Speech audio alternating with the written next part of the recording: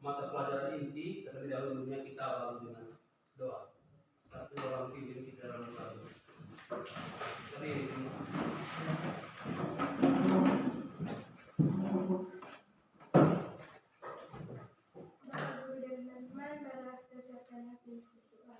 Dan dijengkelkan bahwa ini secara Katolik dan membakar Antonius Ersali, Hadir Pak. Desi Lerlinggi, hadir Pak. Elizabeth Novanda, Hadir Pak.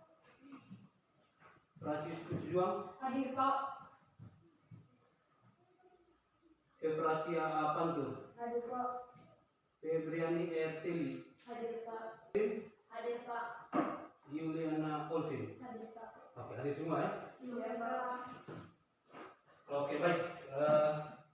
Untuk hari ini mungkin saya sudah pernah informasikan berkaitan dengan mata pelajaran coding. Pernah dengar toh? Pernah dengar atau baru kali ini baru kamu dengar? Baru kali ini Pak. Iya. Di sini ada. Oke, baik. Di sini tadi seperti yang saya bilang, coding dan kecerdasan artifisial atau disingkat menjadi KKA. Kalau mungkin berkaitan dengan coding ini baru kali ini kamu dengar, saya akan menjelaskan berkaitan dengan kira-kira apa manfaatnya untuk kamu. Kenapa sampai coding ini perlu diajarkan di tingkat SMP? Apa manfaatnya? Jadi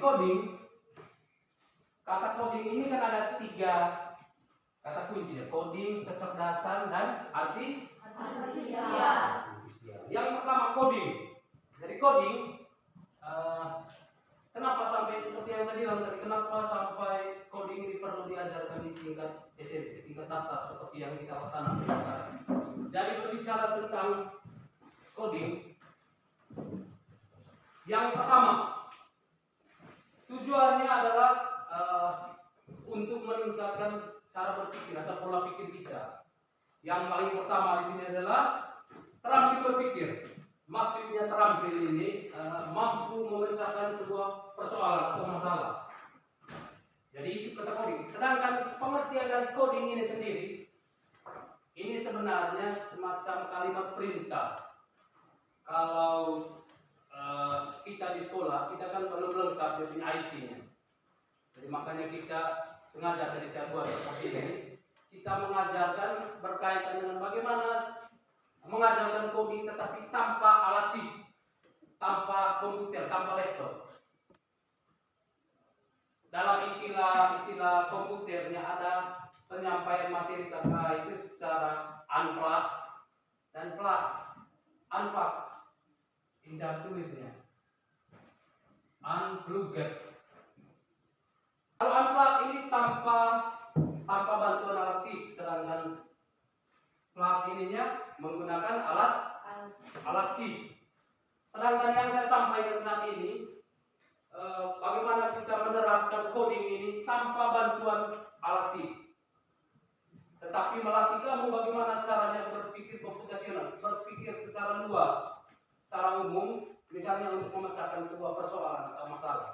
Nanti ketika saya berikan tugas, kita berkelompok, saya menyuruh kamu untuk mencari petunjuk untuk membuat salah satu makanan tradisional. Terserah kamu bebas memilih. Masing-masing kelompok nanti pilih salah satu makanan tradisionalnya. Setelah itu dibahas dalam kelompoknya. Kira-kira bahan yang perlu kamu persiapkan itu apa? Habis itu cara melaksanakannya bagaimana dan prosedurnya, cara menanak nasi misalnya. Kira-kira handphone. Apa manfaat penggunaan handphone ini? Siapa yang tahu? Angkat tangan yang mau jawab. Ya, silakan. Mulai dari belakang dulu. Membantu kita mencari informasi, Pak. Ya, membantu untuk mendapatkan informasi. Apa lagi? Saya Pak mengabari keluarga yang jauh, Pak. Itu sama toh, membantu mendapatkan informasi. Memberikan informasi kepada keluarga yang berada di bawah. Apa manfaatnya? Manfaat dari penggunaan HP selama ini. Manfaat positif dulu. Kamu kan selama ini sudah menggunakan handphone semua toh, Tetapi kira-kira untung atau manfaatnya bagi kamu itu apa? Pemanfaatan handphone. Yang pertama tadi sudah disampaikan oleh Fani tadi, mencari informasi betul. Yang kedua apa? Bantu dalam belajar. Membantu kita dalam belajar. Ya, nanti kita ada bahas materi yang berkaitan dengan literasi digital. Itu nanti baru kita bahas. Selain itu apa lagi? Masa tidak tahu penggunaan handphone itu tujuannya untuk apa? Atau manfaatnya untuk apa? Katanya bagus tata ruangannya. Sedangkan ini nanti agak maju begini, yang ini juga begini. Dua meja ini nanti gabung ke sini, coba ya langsung.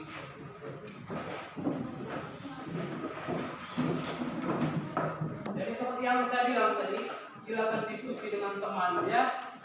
Kira-kira pilih makanan apa yang menurut kamu yang perlu kamu diskusikan. Ingat 3 poin ini nanti yang penting. Bahan yang perlu kamu siapkan apa? Biasanya kamu pilih apa? Nasi basi. Nasi basi ini? Nasi kuning. Nasi kuning. Nasi semua? Oke, cepat. Sekarang yang perlu kamu cari, diskusikan dengan teman. Kira-kira bahannya apa? Membuat ketupat itu apa bahannya? Setelah itu baru masuk nanti prosedur cara pembuatan. Dan yang terakhir nanti temukan masalahnya. Kira-kira dalam membuat ketupat itu yang sering terjadi masalah apa? Masing-masing, silakan saya berikan waktu sekitar 10 menit. Silakan bekerja.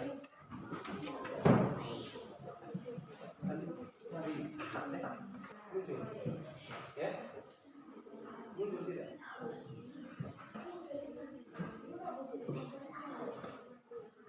Iya, kan tidak. Ini mungkin dia harus sebentar terus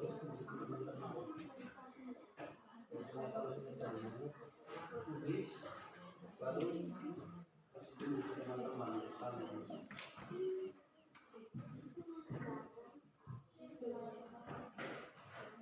Sudah?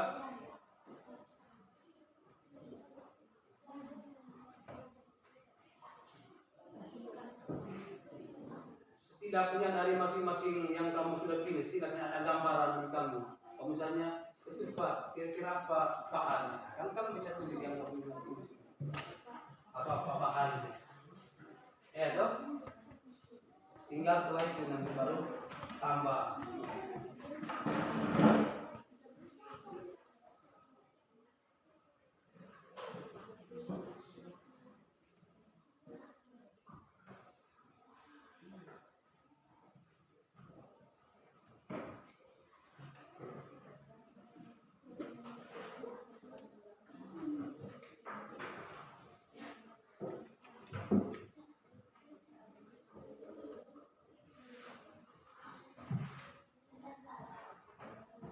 Puluh menit sudah waktunya terlama.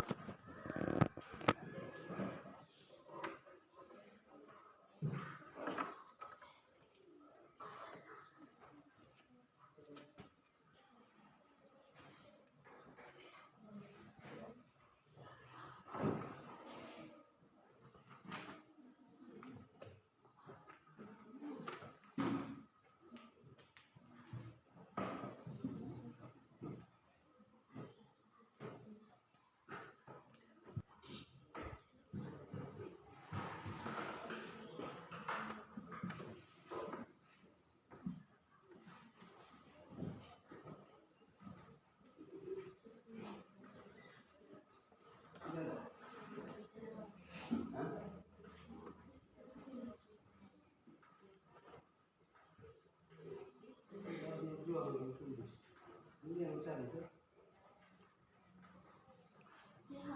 Tidak apa-apa ya. Dia tulis.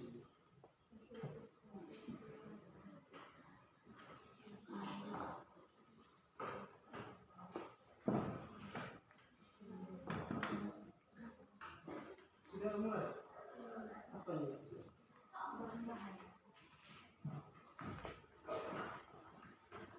Pas.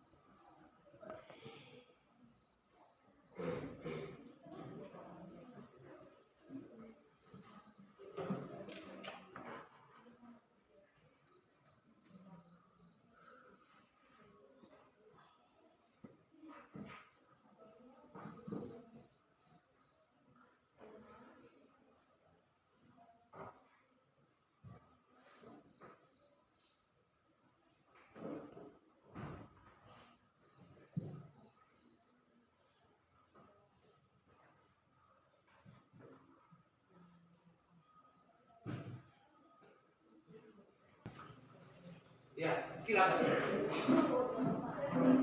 Ya, that's it. Yang baca saja yang berdiri, yang lainnya boleh duduk. Yang baca saja yang boleh berdiri, yang lain duduk. Dengan moderator, yang baca. Selamat pagi Bapak Guru dan teman-teman. Selamat pagi. Baik, terima kasih atas waktu dan kesempatan yang telah diberikan kepada kelompok kami.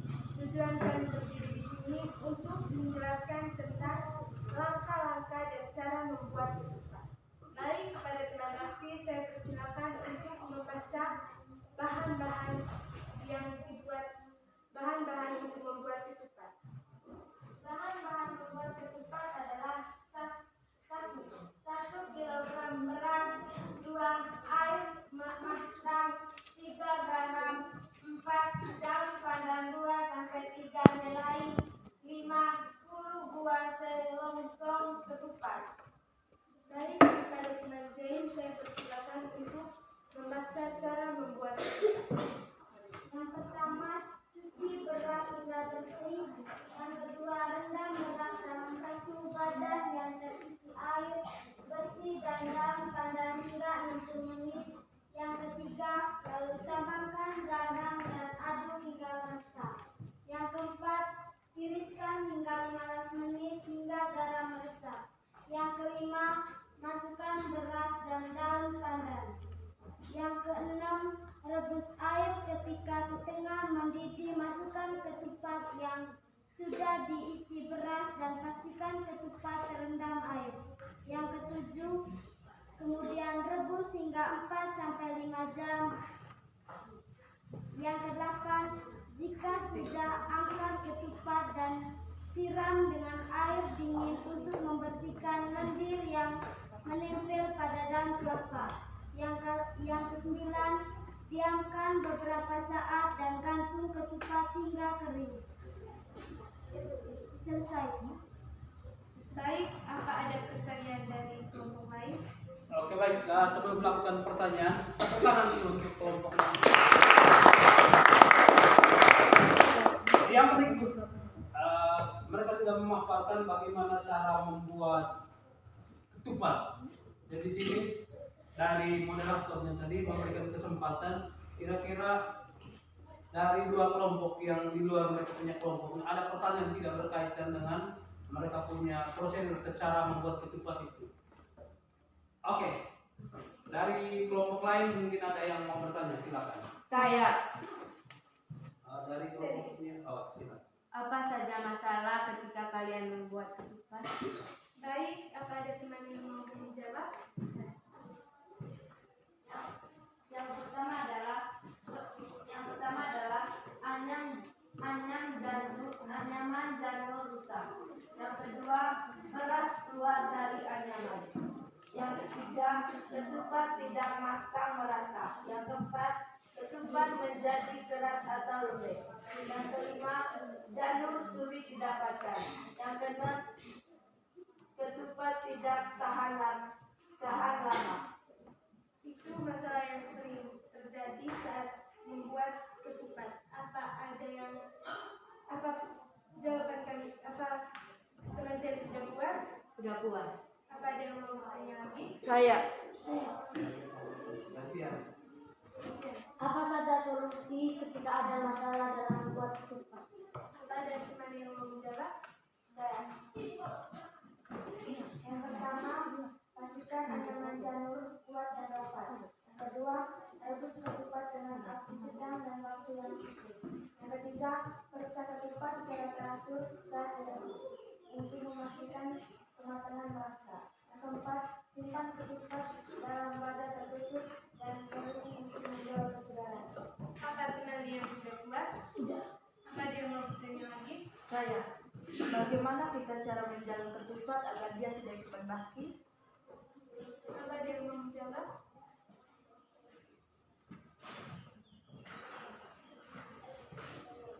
Saya, yaitu dengan cara simpan ketupat dalam wadah tertutup dan kering untuk menjaga kesegarannya. Apa teman saya sudah puas? Sudah puas. Apa ada yang mau bertanya lagi? Ada yang mau bertanya? Baik. Sudah pas. Karena tidak ada yang mau bertanya lagi, Sekian presentasi dari kelompok kami. Jika ada kesalahan, mohon dimaafkan. Oke, baik. Kita sudah mendengarkan presentasi dari kelompok kita kelompok satu ya. Ya, mereka Selamat pagi Bapak Guru dan teman-teman. Selamat pagi. Baik, terima kasih. Ketiga, beras. Masukkan beras ke dalam panci atau rice cooker. Santan, air kunyit, dan salam, dan jeruk, serai, garam, dan kaldu. 5. Aduk rata semua bahan. 6. Masak nasi seperti biasa hingga matang, atau bisa menggunakan rice cooker atau dikukus. 7. Setelah matang, aduk nasi agar bumbu tercampur rata dan nasi tidak menggumpal. 8. Sajikan nasi kuning dengan perlengkapan seperti ayam goreng, telur balado, sambal goreng, serundeng, dan kerupuk sesuai selera. Baik, terima kasih kepada teman yang sudah membacakan cara membuat nasi kuning. Apa ada teman-teman yang mau bertanya? Saya. Silakan teman-teman. Apa fungsi batang serai saat kita membuat nasi kuning? Apa teman yang mau jawab?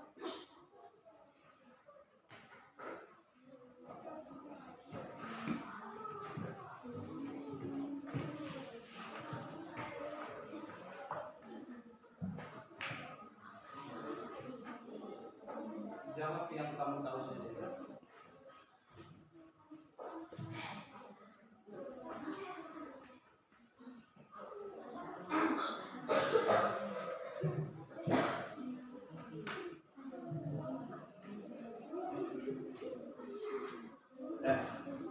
Sudah, silakan tanggap.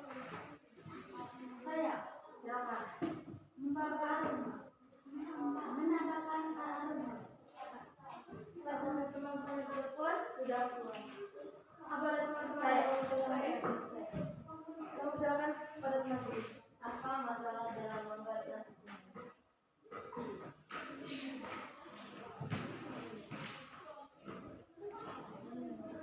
Yang lain. Penyebab nasi tidak diaduk setelah matang, nasi menggumpal. Bisa jawab. Yang lain mungkin. Apakah teman-teman sudah puas?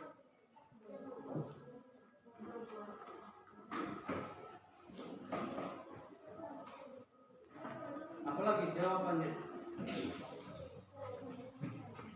Ada satu saja masalah yang punya. 2. Apakah teman-teman yang bertanya? Saya. Berapa lama nasi kuning bertahan dan tidak basi? Oke, teman Kelly, saya akan menjawab. Bisa bertahan 1 hari jika ditaruh di ruangan dengan suhu normal, tapi kalau ditaruh di dalam kulkas, nasi kuning bisa bertahan sampai 3 atau 4 hari. Apakah teman-teman sudah puas? Sudah puas. Apakah ada teman-teman yang mau bertanya lagi? Saya. Apa solusinya? Apa solusinya? Ya seperti itu, Oke, baik. Tepuk tangan kelompok 2 dulu. Ada yang kamu masih bingung berkaitan dengan cara membuatnya atau kira-kira masalah yang mereka sering hadapi saat membuat misalnya nasi kuning dari itu seperti apa? Kira-kira solusinya seperti apa? Dan itu proses diskusi yang normal itu. Siapkan loyang 4 dasar atau 18 cm. Olesi sedikit minyak sayur atau alasi daun atau olesi daun pisang atau plastik. Makan, tuang sedang panas ke dalam loyang. 9. Tekan hingga padat dan rata, lalu tuangkan hingga dingin. 10. Potong-potong bentuk ragi. Sajikan. Terima kasih kepada teman-teman yang sudah membawakan materi. Setelah itu saya memberikan kesempatan kepada teman kelompok lain untuk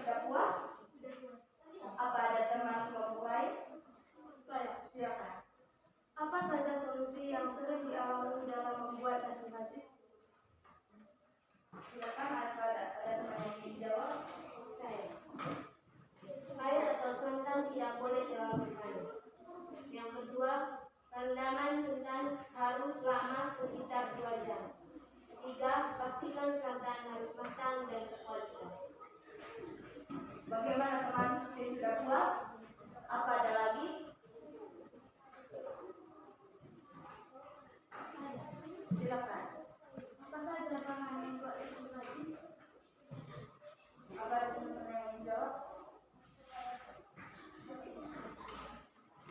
Saya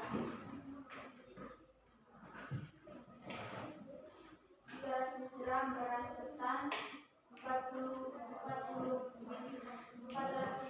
mililiter air untuk masak beras ketan, 600 gram kelapa parut, 850 gram gula pasir, 1/2 sendok teh garam, 1 bungkus agar teh, 1 bungkus vanila bubuk, 120 mililiter air untuk melarutkan gula. Bagaimana teman saya sudah puas? Apa ada lagi? Saya Silakan. apa fungsi agar teh? Yaitu untuk mengenyalkan saat kita mengunyah nasi basi. Apakah teman juga sudah puas? Apa ada lagi? Jika tidak ada, kami tutup presentasi kami. Jika ada kesalahan, saya mohon maaf.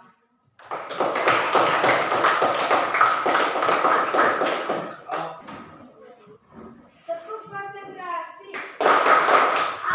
Oke,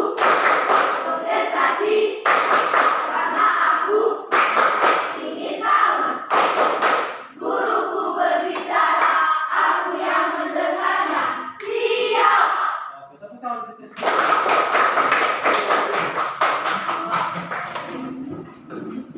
Oke, baik. Sekali lagi terima kasih untuk 3 kelompok yang sudah memanfaatkan hasil diskusi bersama dengan teman-teman kelompok ini. Sudah luar biasa, kamu sudah memanfaatkan hasilnya sesuai dengan pemahaman kami.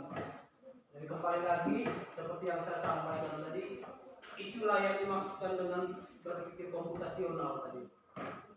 Berusaha untuk memecahkan sebuah persoalan. Dan di sini tadi kamu masing-masing sudah memanfaatkan persoalan-persoalan berkaitan dengan cara mengolah salah satu makanan pokok. Jadi ada 3 ya, ketupat, nasi kuning dengan nasi baju. Dan dari 3-nya ini, saya rasa ini makanan-makanan yang sering kita hadapi tiap hari. Dan kamu sering makan. Setidaknya kamu sudah tahu ada gambaran bahwa dalam membuat ini ternyata makanannya seperti ini, prosedur pembuatannya seperti ini. Dan yang terpenting di secara menemukan sebuah persoalan atau masalah. Jadi masalahnya di sini kamu bisa tahu, oh ketika saya membuat ketupat itu ternyata ini kendala yang saya hadapi. Dan kamu juga sudah mencari solusinya. Dari 3 kelompok yang sudah memaparkan, semua sudah memaparkan dengan sangat baik. Harapannya dari prosedur atau pembuatan dari beberapa jenis makanan tadi yang kamu sudah paparkan, harapannya suatu saat nanti kamu bisa prakteknya secara langsung. Saya sudah mengapresiasi dan berkaitan dengan kamu punya kemampuan untuk berusaha untuk menyelesaikan sebuah persoalan. Mudah-mudahan nanti ke depan kita sudah mulai berkembang dan peralatan TIK-nya sudah lengkap, sehingga penerapannya bukan hanya kita gunakan tanpa peralatan TIK, tapi kita juga bisa mempraktekkan dengan menggunakan alat TIK. Setidaknya gambaran-gambaran umumnya kamu sudah tahu, sehingga nanti pada saat penjelasan berkaitan dengan menggunakan TIK-nya sudah mahir. Sudah ada gambaran kamu. Dan sekali lagi terima kasih, kamu sudah memaparkan 3 materi. Yang berikut berkaitan dengan tujuan. Berkaitan dengan tujuan dari kenapa saya belajar coding tadi. Sebenarnya saya sudah sampaikan di awal tadi, dan kita sudah praktekkan. Dan nanti mungkin itu nanti untuk pertemuan kali berikut saja. Berkaitan. Yang berikut untuk ke pertemuan kali berikutnya nanti kita mulai dengan pembelajaran mendalamnya. Kira-kira apa sih dimensi yang terdapat pada pelajaran KK ini? Jadi yang pertama ini tadi kan kita belajar tentang berpikir komputasional. Besok atau pertemuan kali berikutnya ada tentang literasi digital. Itu nanti untuk pertemuan kali berikut. Jadi sekali lagi saya ucapkan terima kasih. Kita sudah mengikuti dari awal kegiatan ini sampai akhir. Jadi harapan saya apa yang kamu dapat hari ini dapat kita terapkan untuk kehidupan nyata nanti ketika kita berada di tengah masyarakat. Sekali lagi tepuk tangan untuk kita semua.